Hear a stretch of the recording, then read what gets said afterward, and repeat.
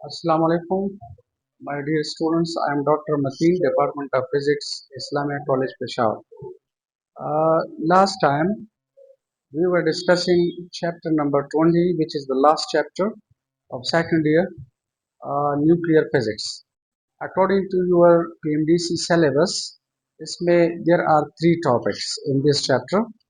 एक है composition of atomic nuclei, number two है लॉ ऑफ रेडियोएक्टिव डिसइंटीग्रेशन और नंबर थ्री है half life of radioactive sample. तो कंपोजिशन ऑफ एटॉमिक न्यूक्लियाई हमने पढ़ा था और इससे रिलेटेड एमसीक्यूज भी किए थे। और इसके बाद जो इससे पहले वीडियो था उसमें we had discussed in detail the law of radioactive disintegration as well as the half life. Now we are going to do MCQs on law of radioactive disintegration and half life. अच्छा देखें, MCQ number 1 है the dimensions of decay constant lambda r. lambda means decay constant या इसे कहते हैं constant of disintegration. तो ये हमने इससे पहले वीडियो में डिटेल में पढ़ा था। याद रखिए हमारे पास जो हाफ लाइफ है ये बराबर है 0.693 डिवाइडेड बाय लेमडा। इसका मतलब है लेमडा बराबर है 0.693 डिवाइडेड बाय हाफ लाइफ। देखें this is a constant, this is dimensionless constant. इसका मतलब है लेमडा के जो डायमेंशंस है वो टाइम के इनवर्स है, ठीक है ना। ये टी हाफ है तो लेमडा जो है इसका यूनिट क्या होगा 1/सेकंड। तो डायमेंशन इसका क्या होगा इनवर्स ऑफ टाइम। तो in other words dimension of lambda हम लिख सकते हैं m power 0 l power 0 and t power -1। तो आप लोग देखिए कौन सा ऑप्शन सही है। इसमें है option number D, m power 0 l power 0 t power -1।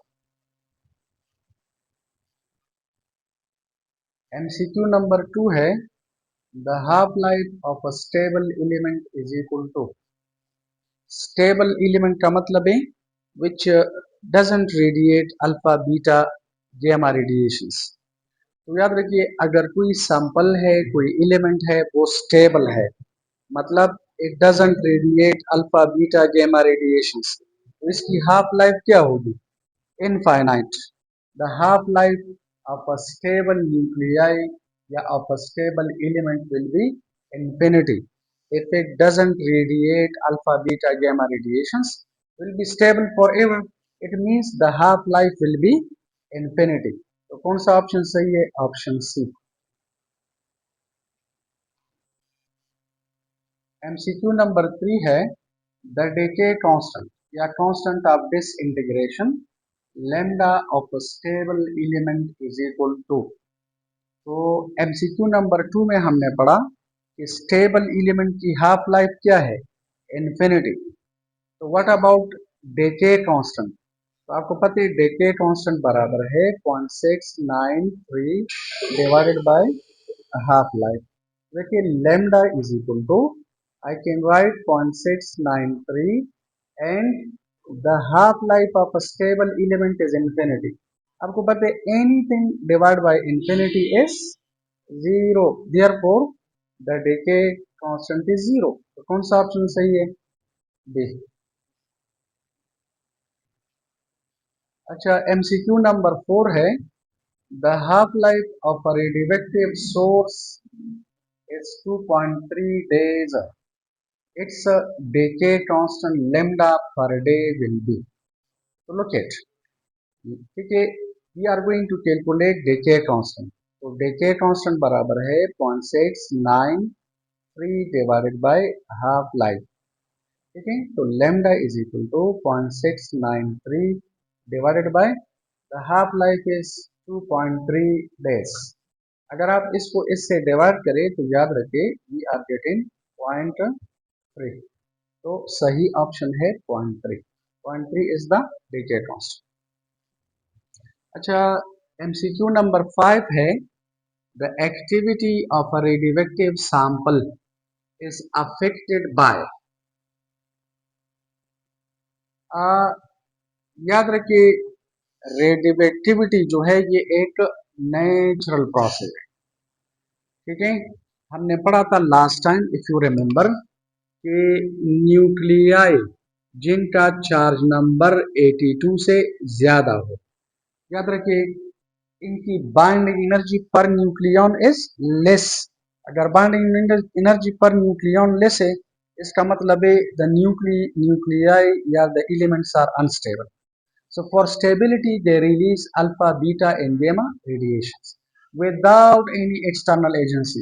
If you remember, वो इससे पहले लेक्चर में हमने डिस्कस किया था कि जो न्यूक्लियर डिके प्रोसेस है, which is spontaneous as well as random, तो न्यूक्लियर डिके प्रोसेस जो है ये एक नेचुरल प्रोसेस है। This is a natural.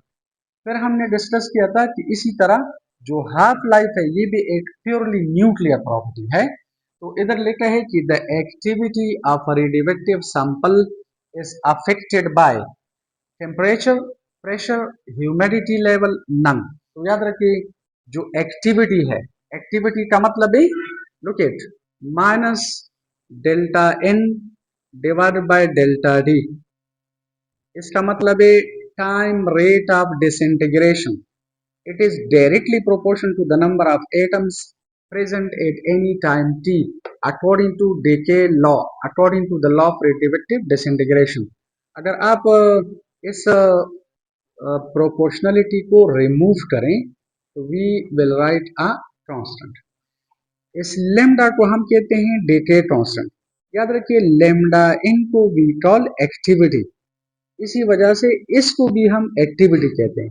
तो जो एक्टिविटी है ये ना टेम्परेचर पर डिपेंड करती है, ना प्रेशर पर डिपेंड करती है, ना ह्यूमिडिटी पर डिपेंड करती है।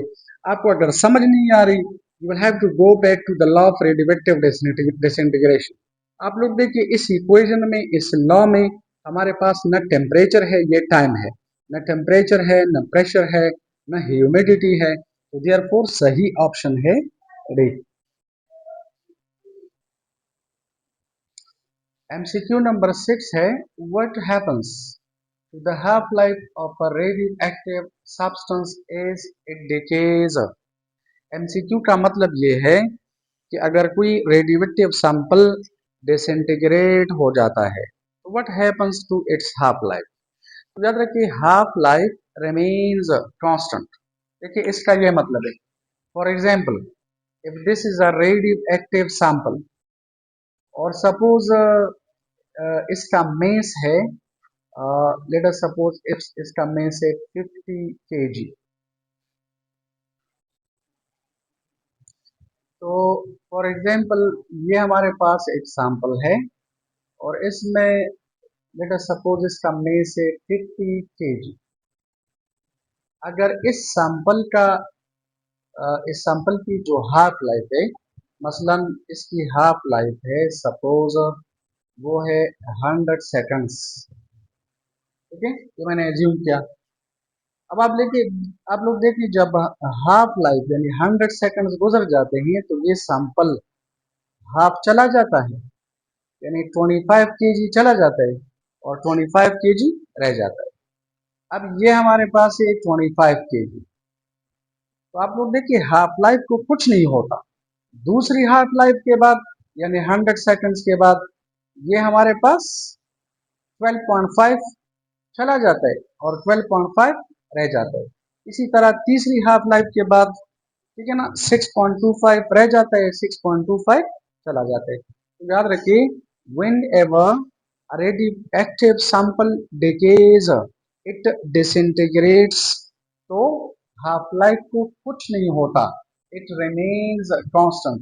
इधर लिखा है it increases, no, it decreases, no, it could of any it could be of any of these, no।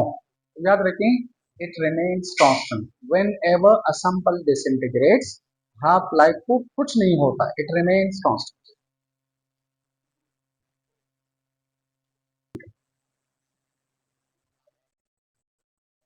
अच्छा, एमसीक्यू नंबर 7 है The rate of disintegration of a radioactive material depends on. Option A में लिखा है radioactive nuclei at that time, radioactive nuclei present initially, present initially का मतलब है N naught, non active atoms in elements, both active and non active atoms in elements. तो याद रखिए according to the law of radioactive disintegration हमें पता है the time rate of disintegration of a radioactive sample is directly proportional to the number of atoms present at any time t. So this is a law. तो ये वाला सही है, radioactive nuclei at that time. Rate of disintegration is directly proportional to the number of atoms या number of nuclei present at that time. Option A सही है। MCQ number 8 है the activity of a radioactive sample of decay constant lambda is. If you are going to write down the law of radioactive decay, तो हमारे पास law of radioactive decay है minus del N divided by delta T. हमने पढ़ा कि it is directly proportional to N, और अगर आप कांस्टेंट ऑफ प्रोपोर्शनलिटी को रिमूव करें so we can write lambda, ठीक है ना, वो प्रोपोर्शनलिटी को रिमूव करें we will write a constant of proportionality which is lambda and this is n। याद रखिए इसे या इसे कहते हैं एक्टिविटी, lambda n का मतलब है एक्टिविटी। ये हमने इससे पहले वीडियो में डिटेल में पढ़ा था कि एक्टिविटी का क्या मतलब है। तो lambda n का मतलब है एक्टिविटी, क्योंकि असल में lambda का क्या मतलब है, लेमडा का मतलब है डिके कांस्टेंट, और ये एन अगर नीचे आ जाए तो ये से डिवाइड करो तो लेमडा का मतलब है रेट ऑफ डिसइंटीग्रेशन पर एटम, रेट ऑफ डिसइंटीग्रेशन पर न्यूक्लियस इज कॉल्ड लेमडा। अगर आप इसको देखिए ये 8 न्यूक्लियस का वो है रेट ऑफ डिसइंटीग्रेशन है, ठीक है। अगर आप इसको इन से मल्टीप्लाई करें तो हमारे पास ये जो लेमडा एन है इसे हम कहते हैं एक्टिविटी। तो एल एक्टिविटी जो है ये लेमडा एन के भी बराबर है, क्योंकि दिस इज एन इक्वेशन, और इक्वेशन की जो लेफ्ट साइड है वो राइट के बराबर होनी चाहिए। तो अगर लेमडा इन एक्टिविटी है तो ये भी एक्टिविटी है। तो what is lambda in activity according to the law of radioactive disintegration. अगर ये एक्टिविटी है तो ये भी एक्टिविटी है, तो ऑप्शन डी सही है, बोथ ए एंड सी। अच्छा देखिए एमसीक्यू नंबर 9 है the ratio between the mean life, the ratio between the mean life and the half life order is must. पहले मीन लाइफ लिखा है फिर हाफ लाइफ। क्वेश्चन ये है कि मीन लाइफ और हाफ लाइफ के दरमियान जो रेशो है for any particular radioactive sample वो क्या है। तो याद रखिए हाफ सॉरी जो मीन लाइफ है it is represented by tau which is 1 over lambda.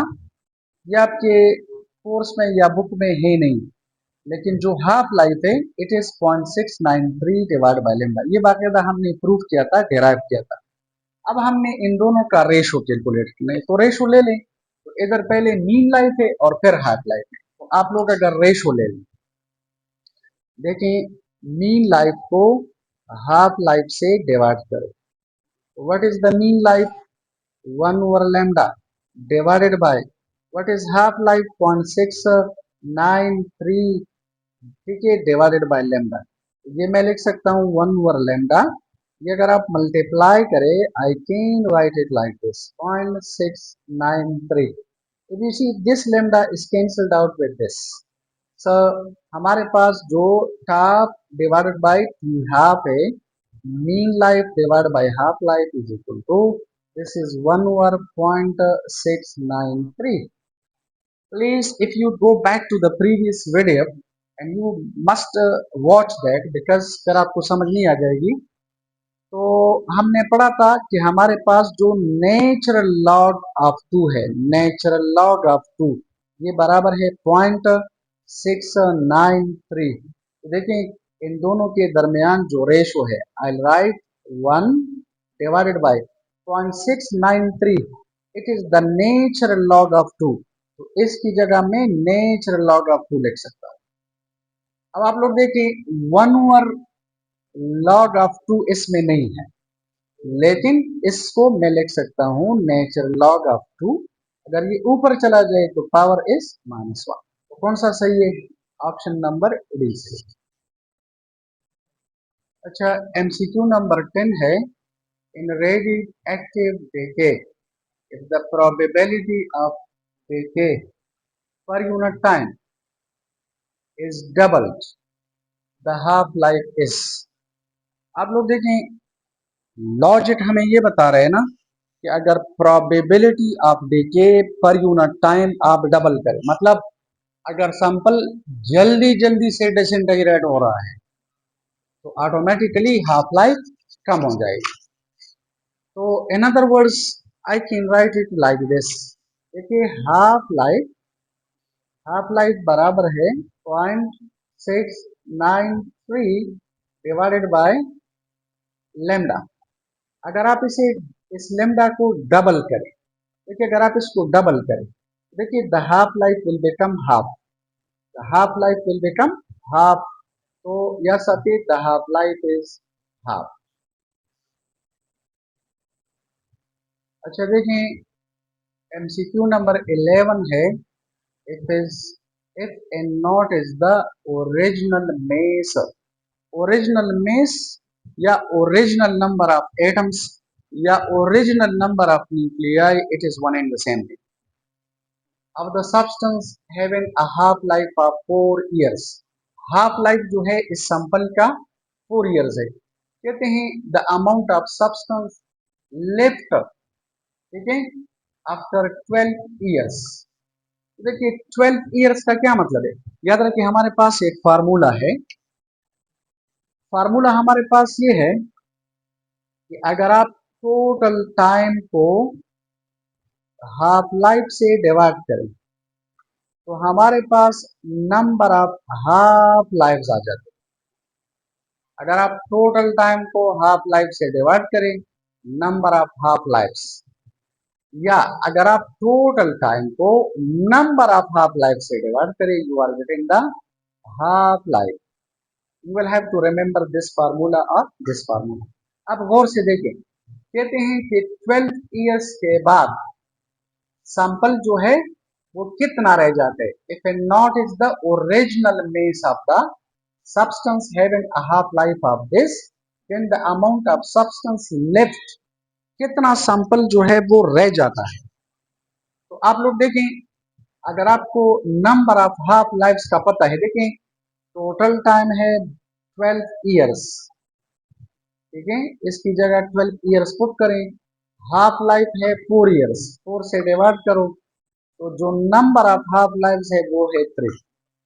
Now it is very simple. A original number of atoms या में से नॉट है। याद रखिए जब 8 हाफ लाइफ गुजर जाती है तो एन नॉट बाई 2 रह जाते हैं, एन नॉट बाई 2 चले जाते हैं। दूसरी हाफ लाइफ के बाद एन नॉट बाई 4 रह जाते हैं, इसको 2 से डिवाइड करो तो ये। तीसरी हाफ लाइफ के बाद एन नॉट बाई 8 रह जाते हैं। तो आप देखें, if the total time is 12 years और the half life is 4, the number of half life 3 है। तो 8 हाफ लाइफ के बाद इन नॉट बाई 2 रह जाते हैं। दूसरी हाफ लाइफ के बाद इसका हाफ ले लो, इन नॉट बाई 4। तीसरी हाफ लाइफ के बाद इसका हाफ ले लो तो इन नॉट बाई 8। तो सही ऑप्शन है सी।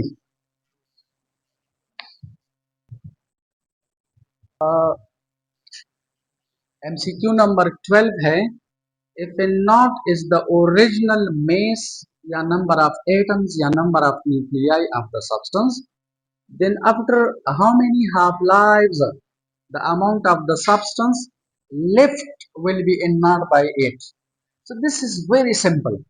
आप लोग देखें, अभी हमने पढ़ा अगर original initial number of atoms in not है तो जब 8 हाफ लाइफ गुजर जाती है, 8 हाफ लाइफ, तो एन नॉट बाई 2 रह जाते हैं।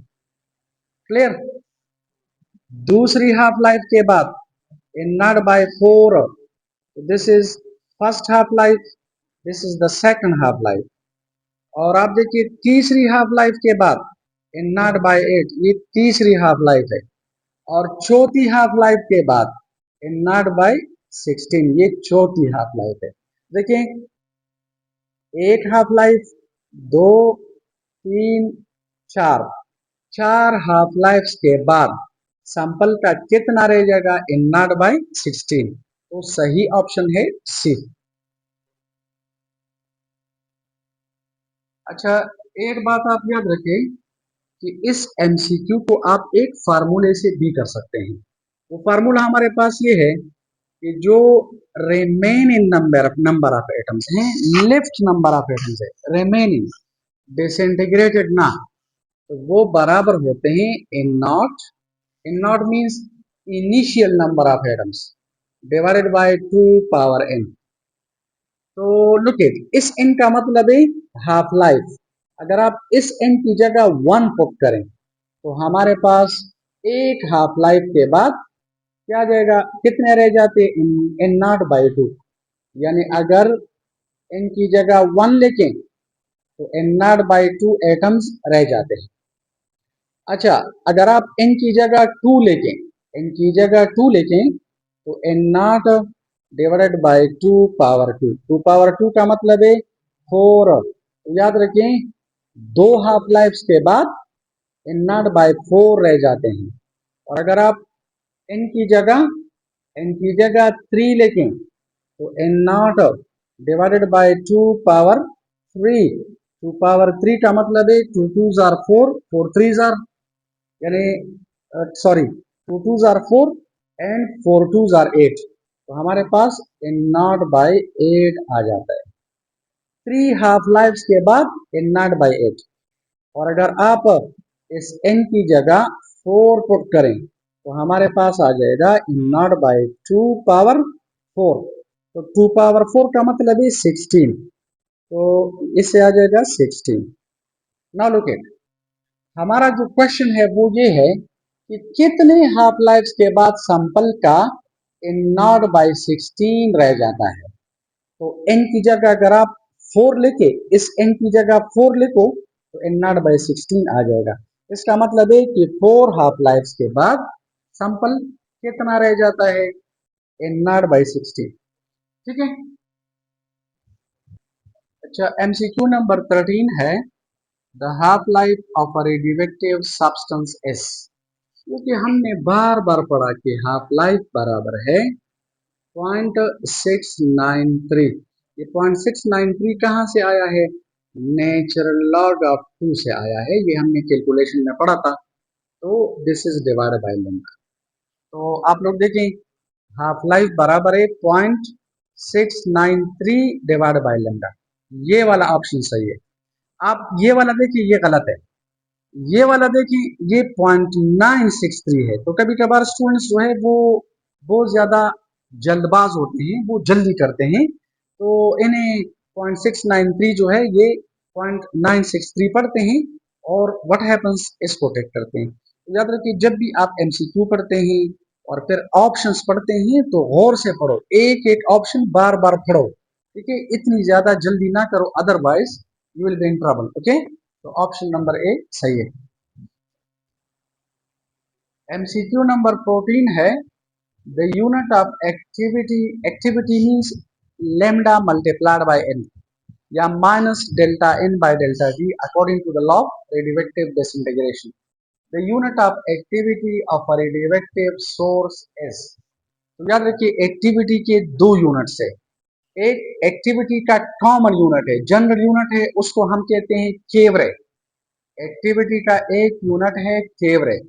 लेकिन याद रखिए, इस आई सिस्टम में इसका यूनिट है बेकरल। इस आई सिस्टम में एक्टिविटी है। आप लोग देखिए, इसमें केवरे नहीं है। ठीक है, तो बस बेकरल। आपको पता है Gauss is the unit of magnetic field in CGS system. Kelvin is the unit of temperature on the kelvin scale. तो ये गलत है, ये भी गलत है, ये भी गलत है। सही हमारे पास है बेकरल। ठीक है। अच्छा, इधर लिखा है Cuivre is the unit of radioactivity, which is the activity of 1 gram of radium. वो इससे पहले लेक्चर में हमने पढ़ा था n is equal to, याद रखिए केवरे एक्टिविटी का यूनिट है, लेकिन this is a common unit, और ये बराबर होता है 3.7 10 raised to power plus 10 disintegration पर सेकंड। लेकिन याद रखिए एक डिसइंटीग्रेशन पर सेकंड को we call 1 Becquerel. Therefore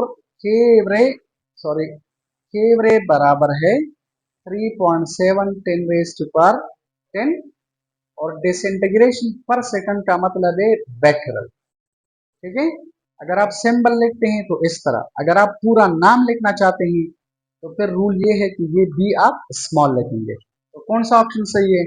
option number A सही है।